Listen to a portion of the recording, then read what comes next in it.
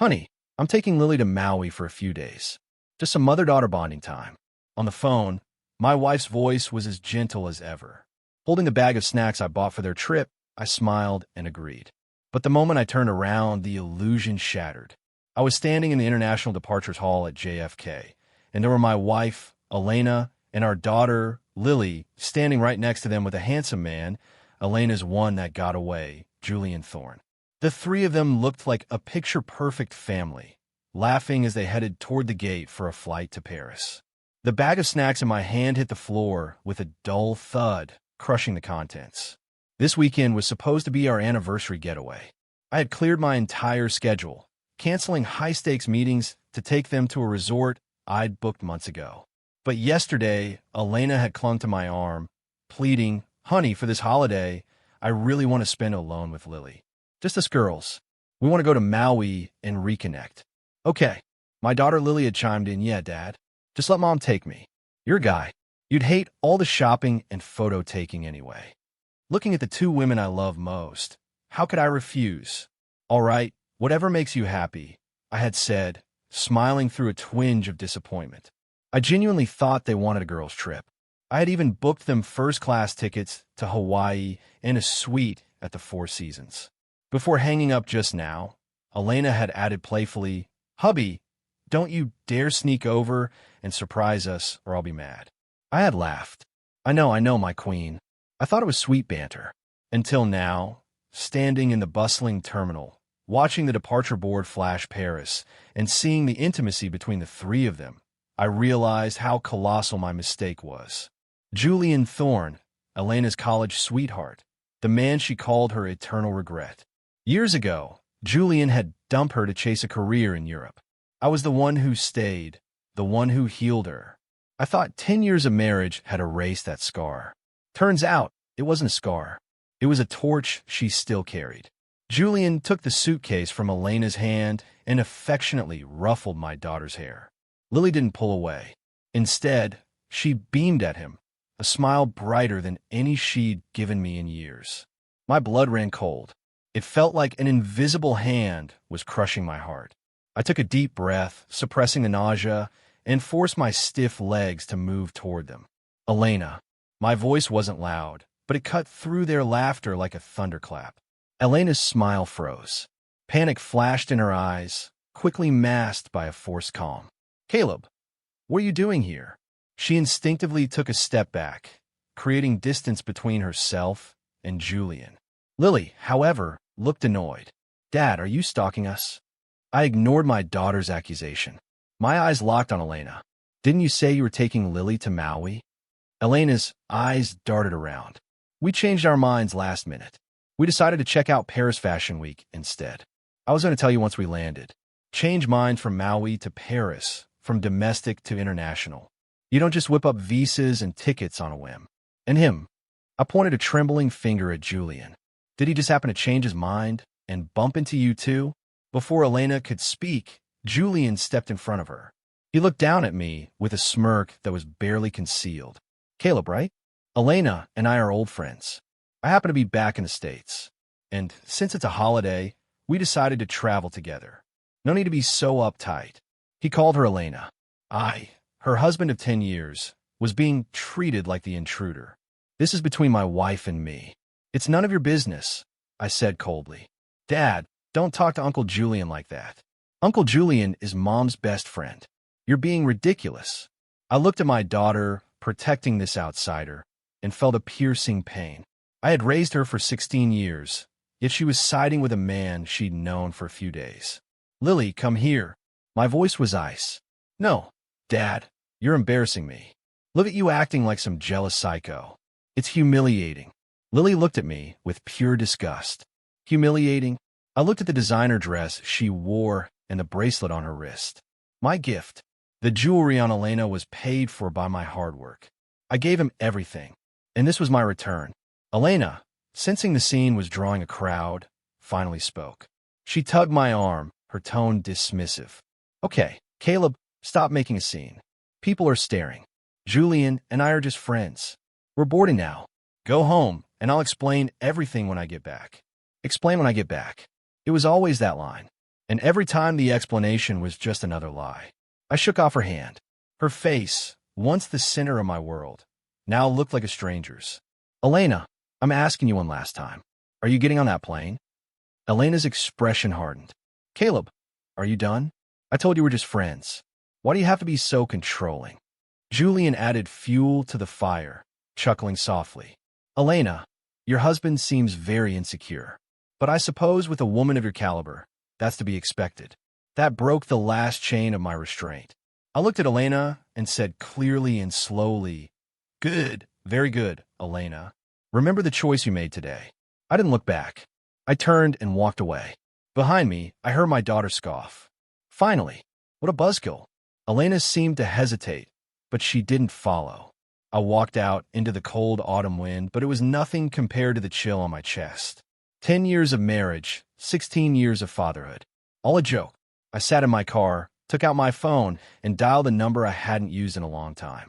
Mr. Harrison, it's Caleb Stone. A respectful voice answered. Mr. Stone, how may I assist you? 2 things, I said, my voice dead calm. First, draft a divorce agreement. My premarital assets and all independent investment post-marriage are off limits. She gets nothing from those. The house we live in and the cars, she can have half. Second, freeze all subsidiary credit cards under Elena's name immediately. Cut off her access to all credit lines. Understood, Mr. Stone. I'm on it. I hung up and drove toward the city. Elena, you think I'm still that broke kid you married 10 years ago? You think leaving me is stepping into a wider world? You're about to find out exactly what you walked away from. I hope you enjoy Paris. It's likely the last time you'll ever live that lifestyle. Returning to the empty house, I felt nothing. I went to the study and opened the hidden safe. Inside wasn't cash or gold, but stacks of equity certificates and patent documents. Elena thought I was a middle manager making $150,000 a year. She didn't know that job was just a hobby, a cover for my real role as the silent founder of a massive investment empire. I hid it because I wanted her to love Caleb, not the money. I was naive. I packed the documents into my briefcase and called my assistant. Lee, prep the penthouse at Central Park Tower. I'm moving in tonight. Yes, sir. Central Park Tower. Elena had once pointed at it, saying, Caleb, imagine if we could live there. I had told her soon. Trust me. She had rolled her eyes and told me to stop dreaming. Now I could live there, but I was alone. Fina, alone is quiet. After settling in, I sat in the cavernous living room, waiting. I knew the call would come. Sure enough, my phone buzzed. Caller ID, wife. I answered but said nothing. Elena's voice, suppressed rage trembling through the speaker, filled the silence. Caleb, what is the meaning of this? Why my card declined? Exactly what it looks like, I said. Are you insane? Do you know where I am? I'm in Paris. I'm at Hermes with friends. The bags were packed, and the card was declined. Do you have any idea how embarrassing that was? Her voice rose to a shriek. Embarrassing? I chuckled darkly. Did you think about embarrassment when you humiliated me at the airport? You? She stammered, then doubled down. That's different. I told you Julian is just a friend. You're being petty and disgusting. Reactivate the cards right now, or we are done. Okay, I drawled. Let's be done then. I hung up and blocked her number. Silence. Beautiful silence. I imagined her fury, and for the first time in hours, I almost smiled. She expected me to fold, to apologize and compensate her like I always did. Not this time. A few minutes later, my other phone rang. It was Lily. I hesitated, then answered. Dad. Lily was sobbing. Fix Mom's cards. We're on the street in Paris. We have no cash. The hotel canceled our reservation. Uncle Julian won't help us. He won't. I raised an eyebrow. I expected the White Knight to at least keep up the charade a bit longer. He said his company has cash flow issues. Dad, I'm cold and hungry. Please send money, please. Her voice cracked. It would have broken my heart yesterday. Today it just felt pathetic. I thought being with him was cool, and being with me was embarrassing. Why are you calling your embarrassing father? Dad, I am sorry. I really am. Stop being mad. Okay, now you're sorry. Too late, I said coldly. When your mother chose to get on that plane, you should have thought about the consequences. You made your choice. Dad, how can you be so cruel? I'm your daughter. You know you're my daughter now. My heart twinged, but I didn't waver when you pushed me away for a stranger. Did you remember I was your father? If you want to come back, figure it out. Buy your own tickets. I'm not sending a dime. I hung up again. Back in Paris, the wind was biting. Elena and Lily huddled under a cafe awning. Their designer clothes offered no warmth. Julian had vanished after a business call, leaving them stranded. Elena realized with dawning horror that Caleb wasn't bluffing. She had less than 200 euros in her purse. Desperate, she started calling friend back home. Hey, Jessica, it's Elena. I'm in a bind in Paris. Can you lend me 10 grand? Elena? I thought you were in Hawaii. Look, money's tight right now. Rejection after rejection. The moment people heard she was on the outs with Caleb, the tone shifted. She realized her social status was entirely derived from the stability Caleb provided. Finally, she called her oldest friend, Sophia Vance, a true Aries. Sophia, help me. Elena wept, spinning a story of an abusive, controlling husband abandoning her. Sophia listened in silence, then said, Where are you? I'll arrange travel. 30 minutes later, a Bentley pulled up. Sophia herself stepped out. Sophia. Elena rushed to hug her. Sophia gently but firmly pushed her away. Get in. It's cold. Inside the car, Elena devoured the complimentary snacks. She drank hot coffee and started her tirade. You have no idea. Caleb lost his mind. He stranded us over a misunderstanding. Sophia waited for her to finish.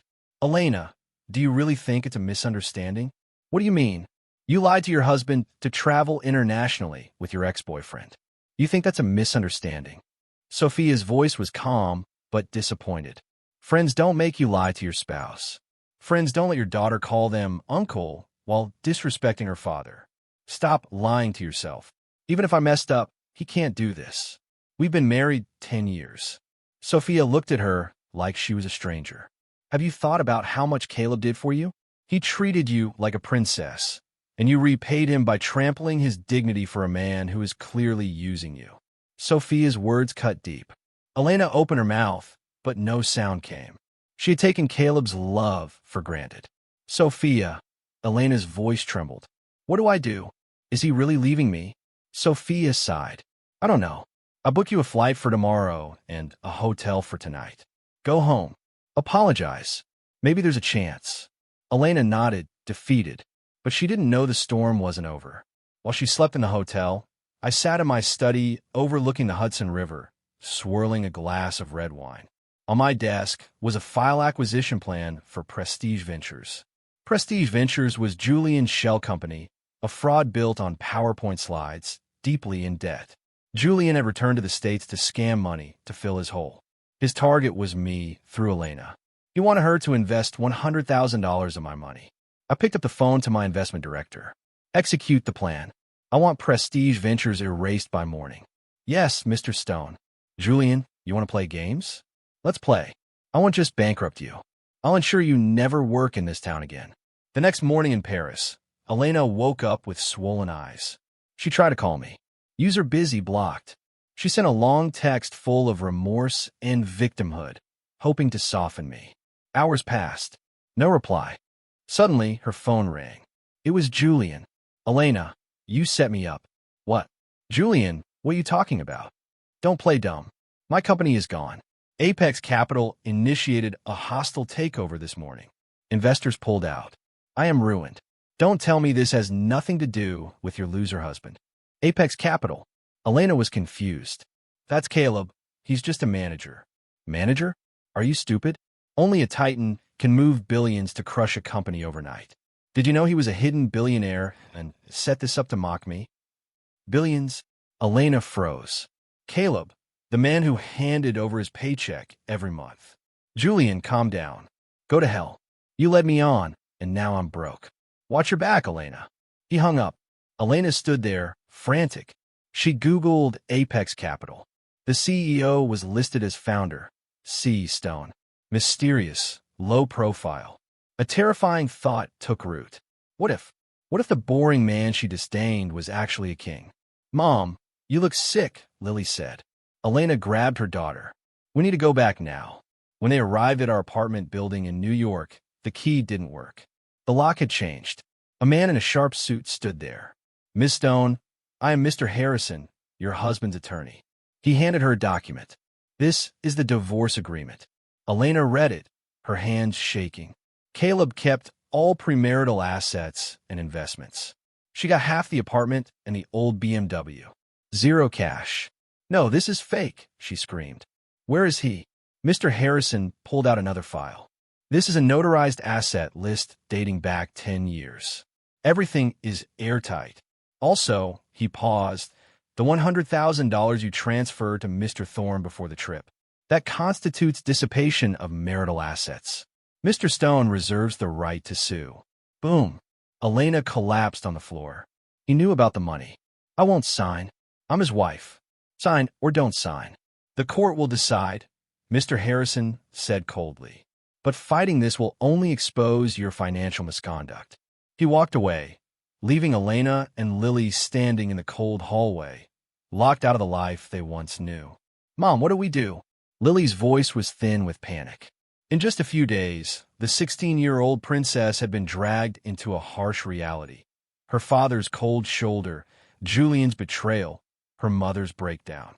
Elena sat on the floor, staring at the door. She wasn't ready to give up. She had one card left. "Lily, call your dad now." Elena scrambled up, eyes manic. "Cry. Tell him you miss him. He loves you. He'll soften up for you." Lily recoiled. "Mom, call him. It's our only chance." Elena shoved the phone into her hands. Terrified, Lily dialed. It rang for a long time before clicking open. "Hello." Caleb's voice was flat. "Dad." Lily burst into tears. "It's me. I am sorry. I shouldn't have pushed you. Please don't divorce Mom. I can't live without you." She recited the lines her mother whispered to her. Silence. Then Caleb spoke. "Lily, do you actually know what you did wrong?" Lily froze. "It wasn't how you spoke to me. It wasn't the push. It was that you couldn't see who actually loved you. You were blinded by flashiness and rejected the father who raised you. You took my love for granted, just like your mother. As for the divorce, that isn't your business. The family broke the moment your mother boarded that plane. Dad, if you want to be a better person, tell your mother to accept the consequences with dignity. Don't use my love for you as a weapon. Goodbye, Lily." The line went dead. Lily collapsed, wailing. It was over. Over the next few days, Elena tried everything. She stalked his office, but was barred by security. She went to their social circle, but friends shunned her. She even went to Caleb's parents. "We treated you like a daughter," his mother said sadly. "But you took our granddaughter to meet another man. You shamed us," his father added. "We cannot help you." Then came the police. Julian was arrested for fraud. Elena was brought in for questioning regarding the $100,000 transfer. She was released, but the label of accomplice stuck. She was fired from her socialite circles. Unemployable and broke, she moved into a cramped studio apartment. One evening, she saw a familiar car. "Sophia, are you here?" Mocking, Elena asked. "I just came from Caleb's office," Sophia said calmly. "Elena Stefnet. He acquired my family's company." "What?" Elena asked. "Revenge." "No, he saved us," Sophia explained. Her father's business was failing. Caleb bought it out at a premium to save them. "Why?" Elena asked. "Because 10 years ago, my dad lent him $20,000 to start his first studio. He never forgot." Elena had mocked Caleb for borrowing money for his stupid startup. "He pays his debts, Elena, and he loved you. You just never saw it." Sophia handed her a debit card. "There's $50,000 on this. A loan for me. Start over." Sophia walked away. Elena clutched the card, sobbing in the street. Regret gnawed at Elena, but there was no time machine. While she suffered, I dealt with custody. I didn't fight for full custody immediately because I knew Elena would crash. But I brought Lily to the penthouse. The girl was broken. She walked on eggshells, cleaning and cooking, trying to earn her keep. It was painful to watch. One night, she brought me milk in the study. "Dad, how is Mom?" "Not good," I said honestly. "She's in the studio." She was questioned by the police. "Can't you help her?" Lily cried. "Why should I? She's my mom." "She is, but she's not my wife. Actions have consequences." "Lily, I removed her from my life." Asking me to help her is asking me to disrespect myself. Lily cried silently. I sighed. I won't stop you from seeing her. I might even ensure she doesn't starve. But forgiveness? No. A broken mirror never heals. I took a long vacation, Grand Canyon, the Alps, trying to wash away 10 years of history. Then Mr. Harrison called. Mr. Stone, Elena is in trouble again. What now? She invested Sophia's $50,000 in a sure-thing crypto scheme. It was a scam. She lost it all and borrowed from a loan shark to try and win it back. Now they are hunting her. She never learns, I said. She went to the press. She's spinning a story that you're a billionaire tyrant who abandoned his wife and drove her to destitution. The internet is eating it up. Let them, I said, looking at the snowy peaks. Let it get bigger. Sir, trust me. I hung up. Elena, if you want to burn the bridge, I'll make sure you fall into the river. The media storm was brutal. I was the scumbag CEO. My personal info was doxed. The board was panicking. But I waited. I waited until Elena was on every talk show playing the weeping victim. Then, on the third day of the frenzy, I called a press conference. I didn't go in person. I video called in. The moment my face hit the screen, the room went silent. The scumbag was the elusive founder of Apex Capital. Hello, I said. I am Caleb Stone. I didn't argue. I just played the tapes. The airport security footage, the bank transfers, to Julian, the photos. Then Sophia took the stand and explained the loan she gave Elena, which was gambled away. Finally, the audio recording of Elena screaming at me on the phone. Give me $5 million or I'll ruin your reputation. The reversal was instant. The internet turned on her with the fury of 1,000 suns. Elena was finished. She was a pariah. The loan sharks realized she was a dry well and moved on. She was left with nothing but darkness. I won, but looking out the window, I felt no joy. The dust settled. I sent Lily to a boarding school in Connecticut, not as punishment, but to get her away from the toxicity. When I dropped her off, she asked, Dad, do you still want me? Always, I said. She hugged me, and we finally reconnected. I flew to San Francisco to meet someone. Audrey West, my junior from college and the secret co-founder of Apex Capital. She handled the algorithms. I handled the deals. We met in a coffee shop in Palo Alto. Caleb, she smiled. Sorry for the drama. I said, please. Apex is fine, she teased. I'm just sorry you had to go through that. We talked for hours about AI and the future. With Audrey, it was easy. No pretense. You deserve better, Caleb, she said at the airport. I know. I flew back feeling lighter. I thought the story was over, but fate has a twisted sense of humor. A week later, the hospital called about Elena. Carbon monoxide poisoning in her apartment. A gas leak. She survived, but the hypoxia caused severe brain damage. She had the mental capacity of a 7-year-old. She remembered nothing except her name. I stood by her bed. She looked at me with the innocent eyes of a child and giggled. Was this karma? To erase her sins by erasing her mind? The doctor said she needed 24-hour care. She had no one. Lily was in school. The burden fell to me. Everyone told me to put her in a state home. Mr. Harrison, Sophia, even Audrey. But I made a choice that shocked them. I bought a quiet cottage upstate. I hired nurses and caretakers. I didn't bring her back to my bed, but I brought her under my protection, not out of love that died in the airport, but out of pity and perhaps a need for closure. Hate is exhausting. Caring for her was my way of letting go. I visit her on weekends. She chases butterflies in the garden. She calls me Mr. or Big Brother. Mr. Look a flower. She hands me a dandelion. It reminds me of the girl I met in college before the greed, before the lies. Lily visits during holidays. At first, she cried. Now she reads Elena bedtime stories. It's a strange, melancholy piece. My life moved on. I stepped back from Apex, focusing on philanthropy. I started a scholarship fund. I still talk to Audrey. Maybe one day that will turn into something more, but for now, I'm content. One evening, I was in the garden with Elena. She was drawing with crayons. She showed me a picture, a stick-figure bride and groom. Mister, she asked with sudden, piercing clarity, will you marry me? I froze. I looked into those innocent eyes, seeing the ghost of the woman I once worshipped. I reached out and gently patted her head. Then I shook my head and smiled sadly. No, Elena. The sun set behind the trees, casting long shadows over us, marking the end of a long, long day.